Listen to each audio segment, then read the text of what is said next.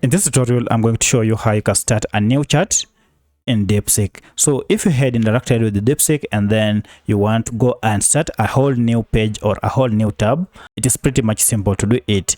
If you found this video helpful, I'll kindly request that you support me by liking the video and also by subscribing to my channel. My name is Isaac and this is A Minute with AI. Now, to get out of this page that I'm currently on, I need to go ahead and start a new chat. To do it, it is quite simple. Just head over to this and you'll see new chat option. And if you go ahead and tap on it, now you'll have a new interface that you can start chatting or interacting with the Deepseek. Alternatively, to get a new chat or a new tab to start a new chat, you need first to expose the sidebar. And here is the sidebar. If you tap on it, it will be exposed. And from here, you can also see the option new chat. If you go ahead and tap on it, you will now be able to start a new chat with ease.